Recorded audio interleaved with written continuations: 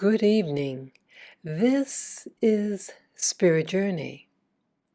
It is now Sunday, April 7th, 2019, and it is now 7:39 p.m. I'm going to talk about a sensitive topic on what's called stolen valor. I'm actually new to that terminology. I was watching some videos and they discuss stolen valor. What is stolen valor? Well, some of you may not know that I am a veteran. I served in the United States Navy. I did not serve during wartime, but I did serve on what's called the Cold War. That has to do with the fear of the spread of communism, primarily from Russia. But outside of that, I did not serve in any capacity in any war zone region. I lived and worked on a ship. It was deployed in the Mediterranean. Now, stolen valor is a very specific term, and it's a term that refers to civilians who try to pass as veterans or active duty personnel. Sometimes they dress as what they call enlistees, and sometimes they even try to dress as an officer. With military people, people who are active duty or veterans,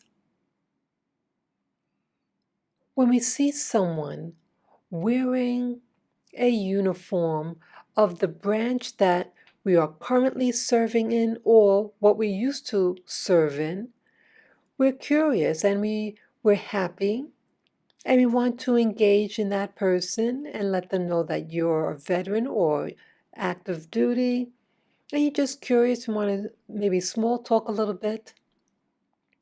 Now, what happens when a person is discovered to not be who they say they are?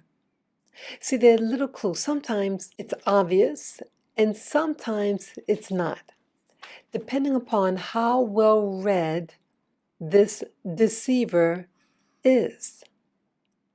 Now, they may have, let's say, their army, but they're wearing, let's say, a hat from one branch. Let's say they're wearing a hat from the Marines, but they have a top from the Army, and maybe they have boots from something else. So they may have a mixed match of items on, and it causes confusion to the person observing who had served or who is actively serving. In the military, the way you dress is extremely important. That uniform is something that is to be revered, honored. You don't leave your command, your post with wrinkled clothes. You don't leave your patch in the wrong position with threads hanging out. Your belt buckle not in alignment with what they call the gig line. It's precision. Everything. The way you wear your hat has to be positioned in a particular way on your head. How you tie your shoelaces. In fact, when I was in boot camp for us was for 8 weeks, and it was in Orlando, Florida. And it's a whole ritual. They have to size you correctly. They have to make sure that everything is in order, that your shoes fit properly. They issue you a pair and you have to stay on this very long line. And then you have to try them on, and sometimes they may not fit properly, so they have to assign you a new shoe. So it's a whole process, and it takes several hours. The same thing with your pants, your shirt, everything. They want you looking sharp. You hear, at least especially for the guys, the girls, the females, more wiggle room, but there are guidelines for the women's hair. But for men in particular, your hair has to be cut a certain way. It cannot be long. And you don't have any facial hair, well, at least no beard. You can have a mustache, but not a beard. And so when someone who's serving or a veteran of the United States military, when something is not in order, it's like a red flag, and they have to investigate. And again, sometimes they're more well-read than another deceiver. So they might have certain things correct, but maybe when you engage in questioning them, just talking, not trying to interrogate them per se, but you're curious where they worked, what they're in the military, when they refer to someone's job, what type of work do they do? They say MOS. What was your MOS? Sometimes they don't know what the term MOS is. It's like someone saying, I don't know what my name is, or what division they were in, other things like that. And so when it becomes apparent that they're lying, the person explodes. And most of these people who had spotted them were men. They didn't have a lot of women. I just saw one woman calling out a guy who claimed that he was in the Marines, but he was not. The mass majority in this genre of the stolen valor, they're men outing other men, and they are rough with them. I admire the passion of these service people and how they engage with this deceiver and call him out. He says, you are stolen valor. You are stealing the rights to wear that uniform. And they would stress many times that they had buddies who died wearing the uniform, and here you're wearing the uniform incorrectly. And it's like showing contempt. So when someone serves in the military, and especially during wartime, they take it very personal. And they were very harsh with them. So why is this so important? Because I see now in the United States, and I believe that this is a phenomenon that's happening globally. It's about having integrity, having truth in you.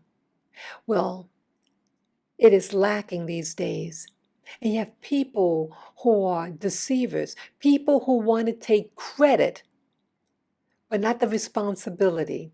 They want the credit, they want the recognition, and they put on the uniform and they want benefits. Sometimes you can get certain benefits if you're in your uniform and they give you a discount. Or certain recognition, like you have the uniform on and you have all these women maybe flocking around you if you're a guy. And they want to know, hey, where did you serve? Did you see combat? And it's an ego thing at times.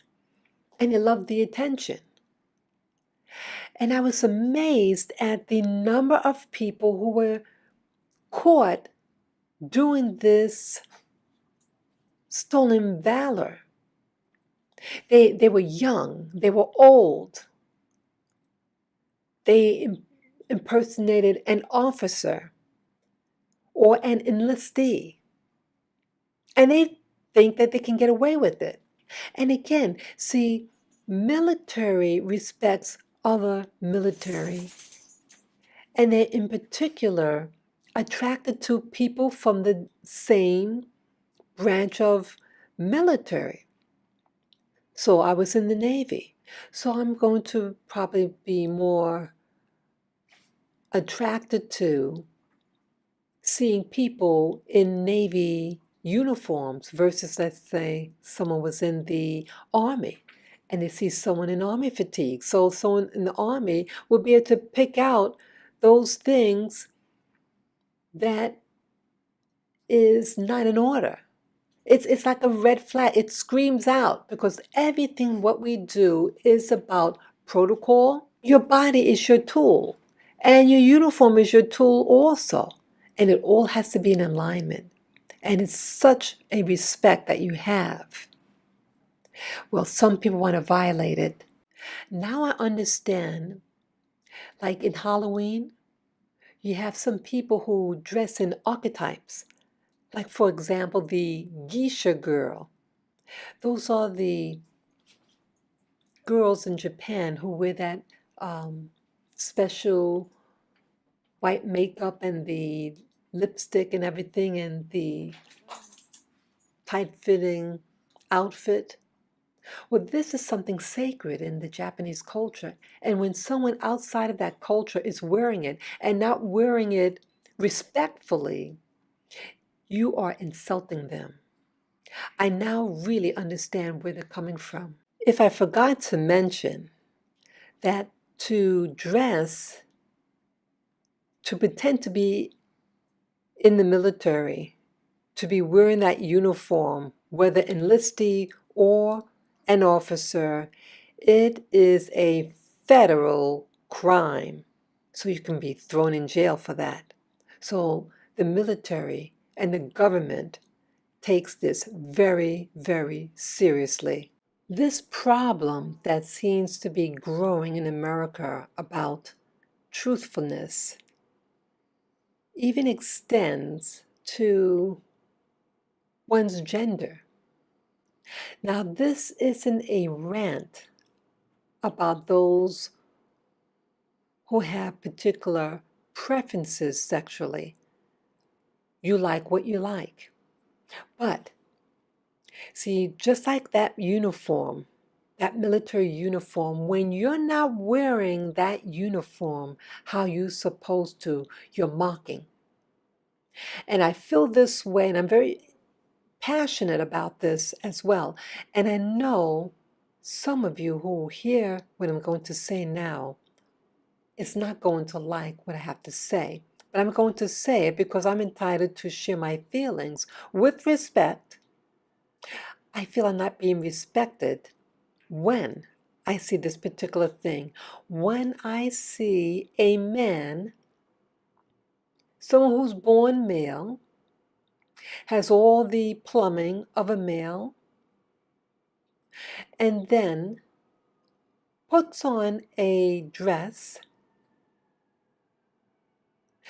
or wants to put on a dress in a department store to use the ladies' dressing room to change their clothes. I am offended by this.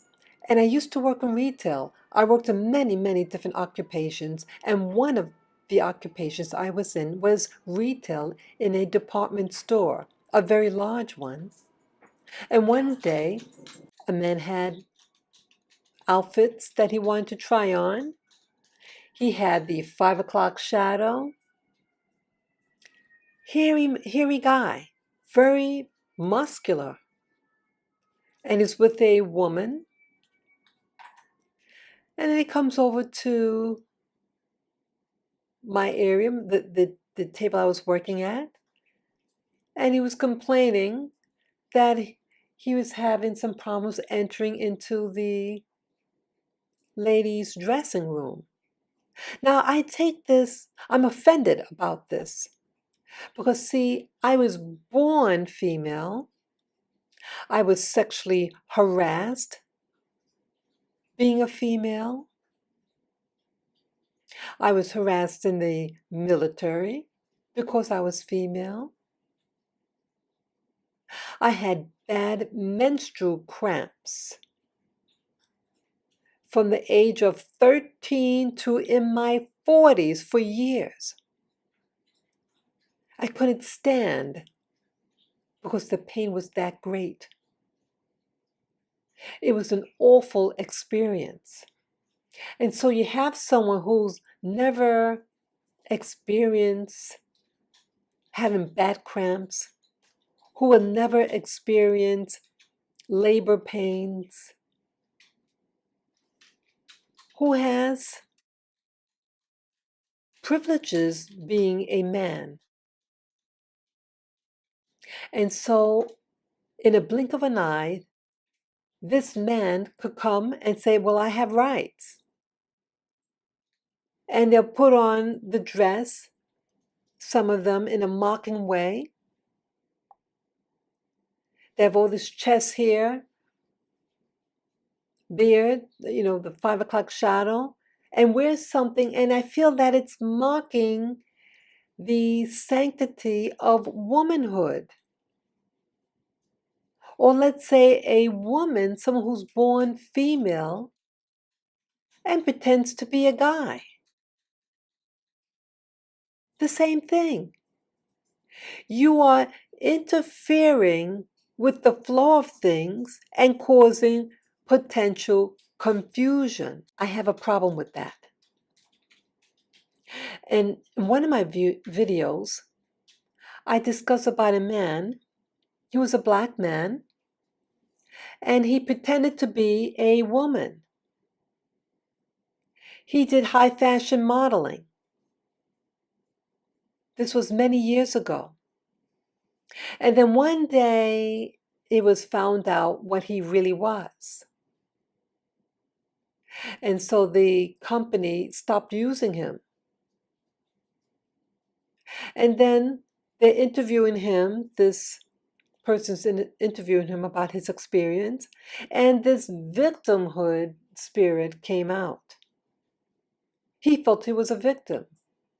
No, who was a victim was that black woman who was denied that job, that position, because he was pretending to be something that he wasn't. And that's what's happening now, that people are tramping down what is sacred and making a mockery of it, and then cry wolf when they get outed and want you to even apologize for offending them. Even like Jussie Smollett. Even though he had gotten found out, he's still insisting that he's innocent and that he wants the police to apologize to him. That is very cocky and disrespectful.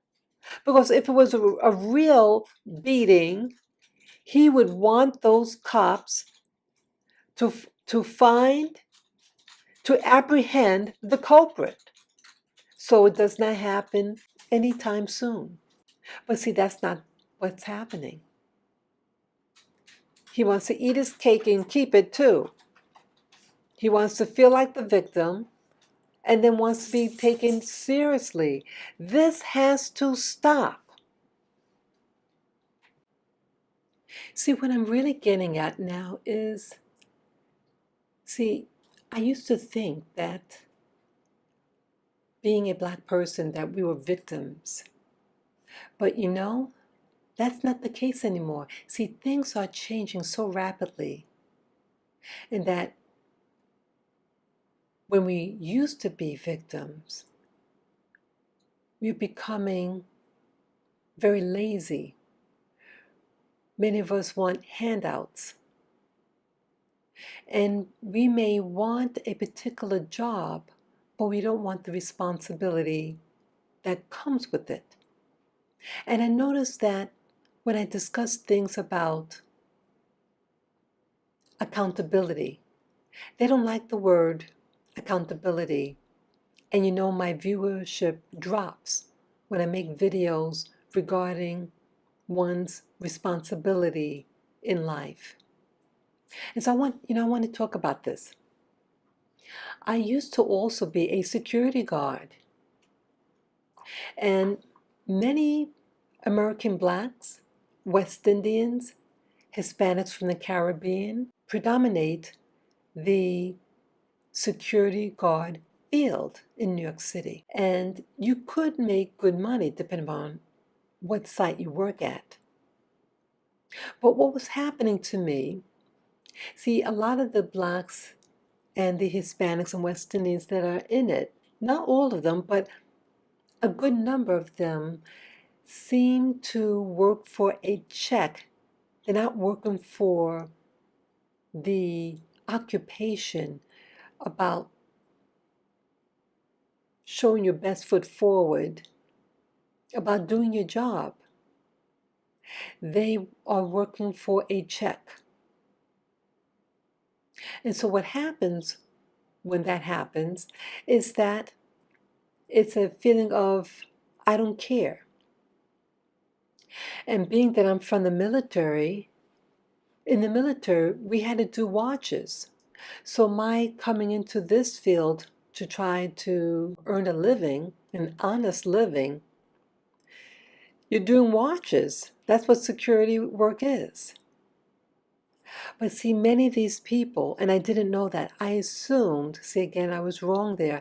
I assumed that most of the people there were military, and that was not the case, at least at this site. And when I came in to relieve the person of their post, the person wasn't in the room. They had left before I even arrived. Now, this is a very, very, very serious matter because in the military, like we're given like 10 rules of the century. And the main one is that you have to be properly relieved of your post. You can't just leave because you feel like it. And during that time when I did that type of work, we were in what's called code orange. It's one notch away from code red, which is high alert. And this was right after the September 2001 happening at the World Trade Center. Okay, so things were very, very serious.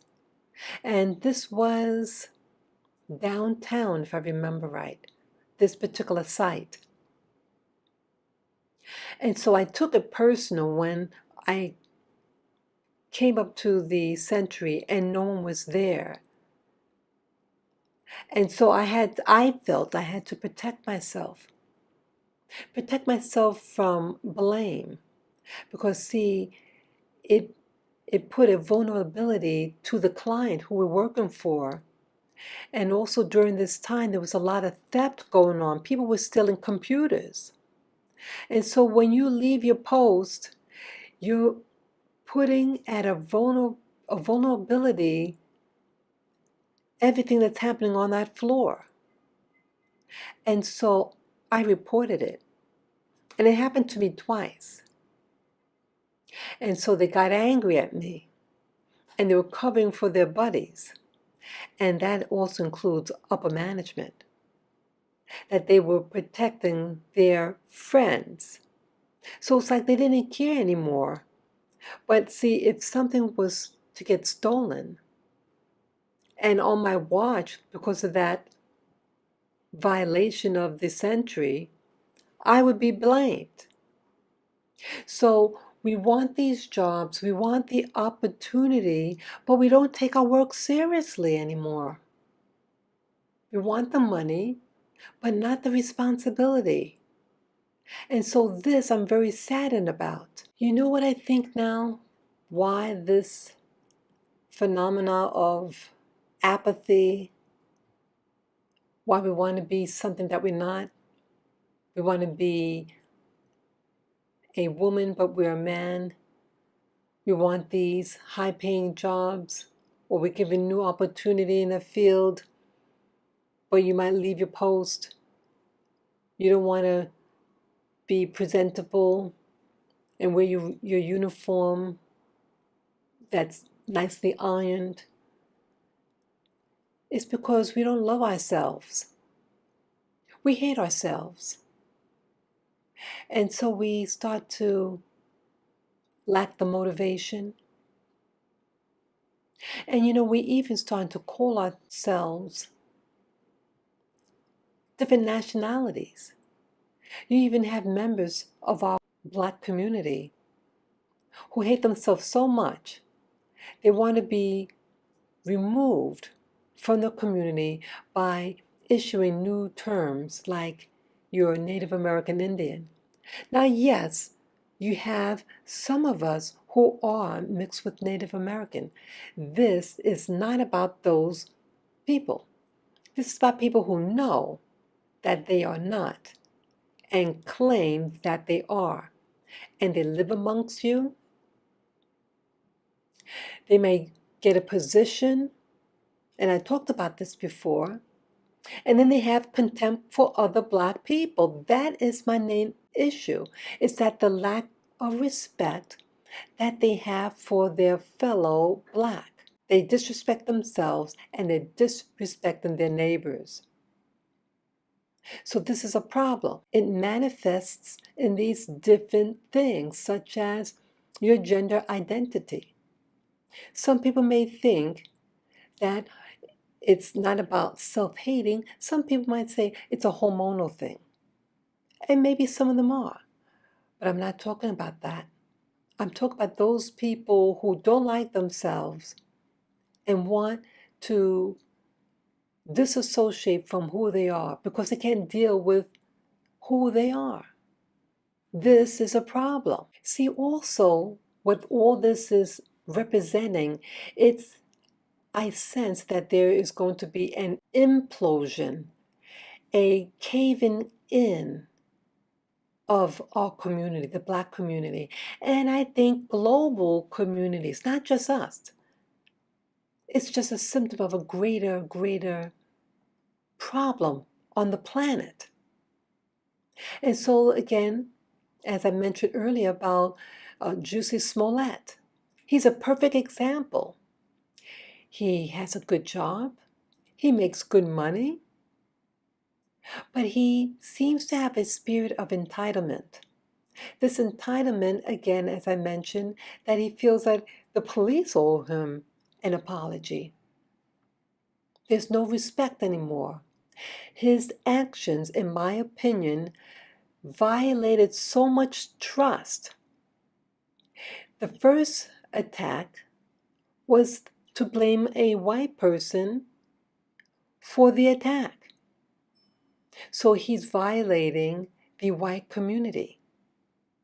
And then to stage a beating because of his race. So again, it's traumatizing Blacks potentially, because then we're being told that we're being targeted against because of our race, and this is adding fear to the community, unnecessary fear.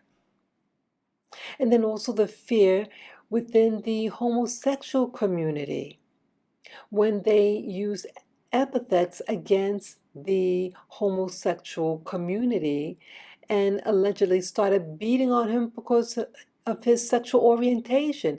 This is adding fear to them. Moreover, this is also adding fear to celebrities. Because again, he is a celebrity. And so the police department were on their P's and Q's because he is a known person on television. And I was told that they make the television series in Chicago. So he's bringing in money into Chicago through this television program. And so the cops don't want any more negativity being brought to their community, so they were that much more eager to try to apprehend the culprit. So this violated the trust of celebrities, of the people of Chicago, who rely on having excellent police patrols and protection by them. And so it took away man hours, woman hours in searching for a culprit, and it turns out that he knows the people who beat him up. So again, this is what's happening. This implosion, this self of entitlement, and the anger is just increasing and increasing, and eventually this person and society is just going to implode. Now, there's another big concern I have regarding the Jussie Smollett happening that I think is potentially even more serious. That there was a press conference given just a couple of days ago with the Fraternity Order of Police. And this particular conference, all the people looked Caucasian. But remember when the initial arrest of those two men that had gone to Nigeria, they are of Nigerian ancestry. They're born in the United States. And they believe that they found the culprits, those two brothers. Kim Foxx had dropped all charges and expunged Jussie Smollett's record, so it's as if nothing ever happened. And those detectives or police captains that spoke initially were, at least one of them was a black man. He took his work very seriously. And the stigma of having a high-profile person of Chicago having these allegedly horrific things happening to him. And so they wanted to find out quickly who it is. And then to find out that he most likely had staged everything. And so now the Fraternity Order of Police want to have this woman removed. But you know what happened? The black captain, he wasn't at this meeting. He wasn't there. None of the black people that were there with the initial arrest of those Nigerians, none of them were represented. And someone from the audience, one of the news reporters, may mention, hey, how come there's no African Americans at this meeting? And the response was that an invitation were given to the blacks, but they did not come. So why is that? See, again, that's where accountability comes in.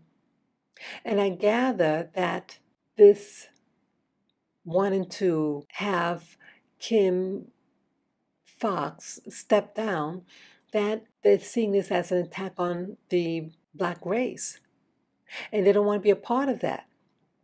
But if someone is doing something that's potentially illegal or very shady or questionable, an embarrassment that it put on the city, but because of her race, you don't want to be a part of it.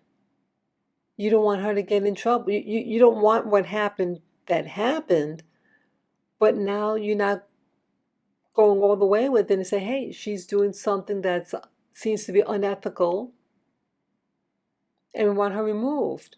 So how is it that now all the Caucasian-looking people are siding to remove her, but all the blacks that were at the initial meeting, and it also had, there were no women either, but in the initial arrest, there was at least one woman and a lot of blacks, and you had some whites there too.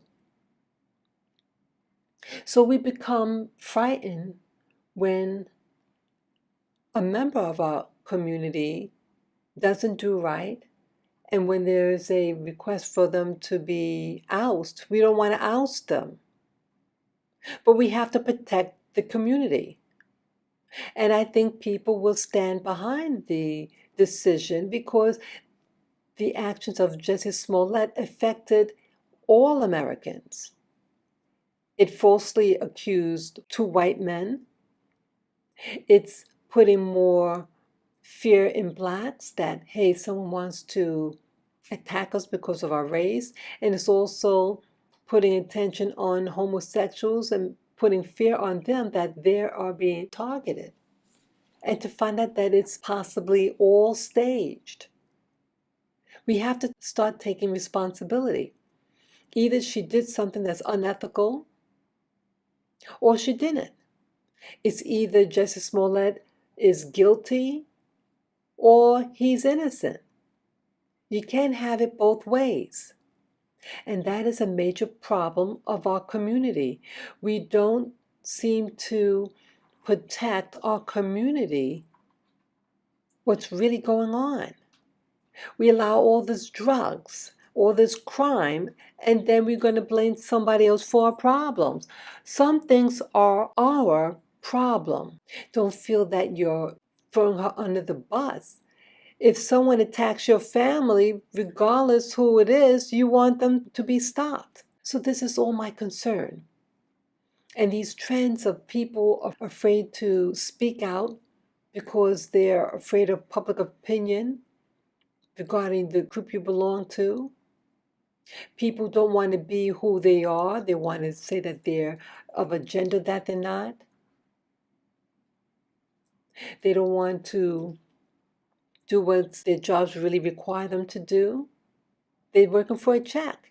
And this lack of professionalism affects all of our community and people outside of the community. We are all interconnected. What affects one group will affect another group. So this is my concern. We have to start being accountable and start speaking out. So this is how I feel. And please feel free to comment below to give your insights on this serious matter. Take care, guys. Bye-bye.